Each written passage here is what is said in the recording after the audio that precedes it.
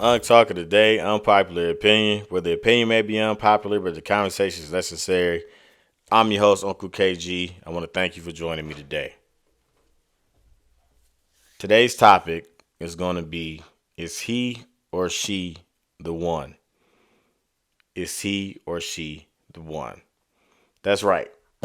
Today, we're going to talk about marriage. Let's talk about marriage, or, leading up to marriage, I should say.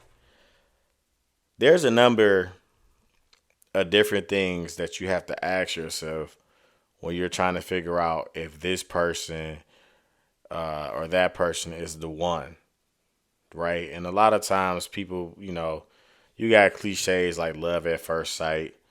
Um, you have people that, feel like, you know, you have the one, right? And it's just magic that happens. I'm here to tell you that's BS. That's not what it is. A lot of times, falling in love is easy, but staying in love is hard. And that's something that you choose. You choose to stay in love. We happen to fall in love, but after falling in love, you end up choosing to stay in love.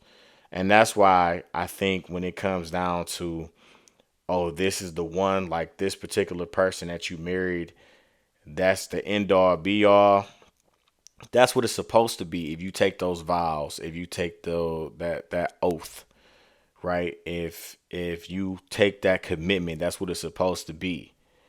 However, if that marriage does not work, if that marriage does not, be successful, you can remarry, and now this person might be the one for you. It's a few different things that you gotta ask yourself.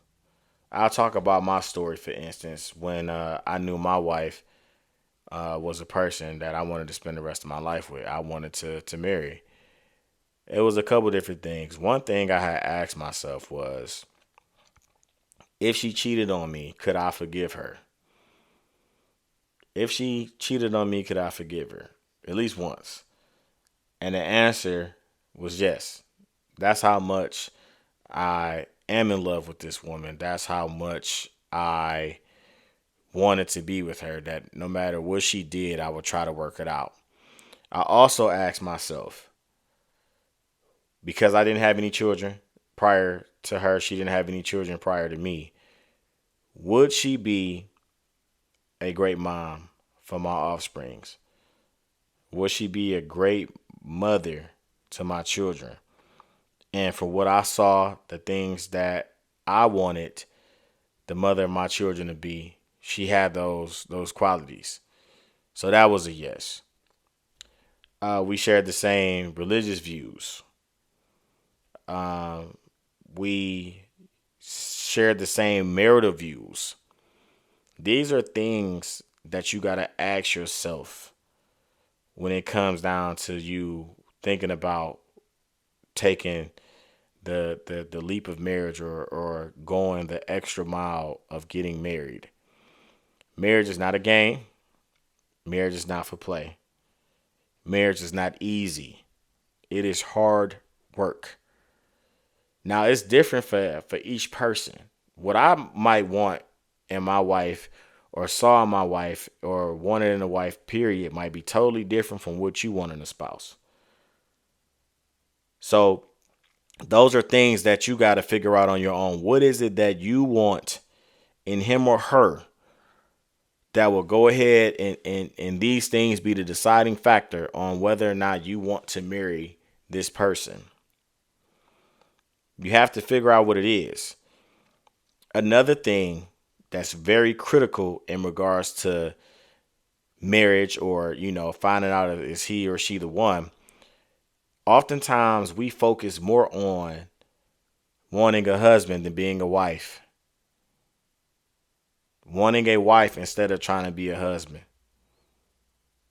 You have to make sure that you are doing the necessary things to make somebody else's life easier, to make yourself be appealing to the point where, okay, this person is worthy of marriage. You should be worthy of marriage in your own right. It's not all about you. It's not all about, well, my husband got to be this, this, this, and this, and my wife, she got to be this, this, and this. No, are you equipped to be a husband or a wife yourself?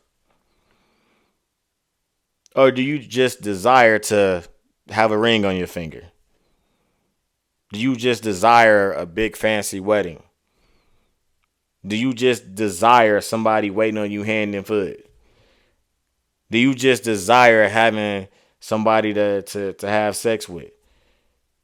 Or are you trying to take the proper necessary steps to make sure that you are equipped to be a husband, that you are equipped to be a wife? These are all things that we got to ask ourselves. And so once I found the perfect person for me, she's not perfect, but she's perfect for me. I'm not perfect, but I'm perfect for her. Once I found this person, okay, this is it. I started trying to prepare myself for marriage. We end up doing premarital counseling. A lot of people think premarital counseling is because you have problems. No, sometimes the premarital counseling is to find out things that you didn't know in regards to your roles and responsibilities of being a spouse, of being a husband, of being a wife. You get further insight to what this person's expectations are of you. You get a chance to tell this person what your expectations are of them. And you will be surprised at how much you learn about a person by just going through premarital counseling. And if you are religious, like I am, then also go to God. Seek God first. Do premarital counseling as well. But these are the things that we do not think about. We think it's all about glitz and glamour. And I can tell you right now, if you come from a family of divorce, you have to work twice as hard to maintain your marriage. And I say that because not only is that a generational curse, but also you will be more inclined to be like, you know what, I don't got to deal with this. I'm out of here. Especially if you're listening to outside sources of family members or friends who have all been divorced. The level of advice that they tend to give might not necessarily be along the path of what it is that you in your heart of hearts want to do as far as working things out. And that leads me to my next point. You have to seek wise counsel. You have to seek wise counsel. If your marriage is on the ropes and it's rocky, you hit a bump in the road. You have to know who to go to if you need marital advice. You have to know who to go to seek to get that wisdom, to get wise counsel from. You have to know, even if you don't know what to do or how to do, this person can guide you or steer you in the proper direction, because they're either for marriage, because they like you and your spouse together, because they want your marriage to be successful. Now, don't get me wrong. You could also learn from those people who have been divorced. They might tell you, hey, don't do what I did. Well, when this happened in my marriage, I did this and that was the worst mistake I could have made. That's wise counsel as well. So it's not just from people that have successful marriages, but it's the mentality, it's the mindset that these people have after they have either been married or now that they have still remained married. After marriage has taken place, you have to seek those people who have the wisdom to give you in regards to wanting or pushing for your marriage to be successful. These are all things that we got to consider. So you got to figure out what it is that you desire in a spouse. And you have to prepare yourself to be the spouse that somebody else desires. You have to think about financial status, religious ideologies. You have to think about if they will be a fit mother or father for your future children. if they would be a fit stepmother or stepfather for your future children. Their relationship status with, their kid's father if they have them before marriage, or their kid's mother if they have them before marriage. These are all things you got to take into consideration. So don't make the mistake of being on cloud nine and leaping before you look. 50% of marriages end in divorce. And if you've been married multiple times, you have a higher chance of getting divorced the second time and the third time. 50% of marriages end in divorce. Second marriage is about 67 end in divorce. And about third marriage is about 73% end in divorce. And that's alarming because after your first marriage, you would think that you would have chose a better partner the second time around. You would think that you would have been a better husband or a better wife the second time around. So when it comes down to is he or she the one, these are all things that you got to ask yourself.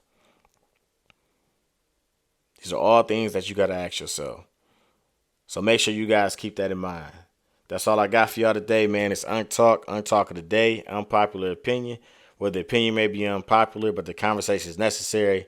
I'm your host, Uncle KG. I want to thank you for joining me today. Till next time, peace.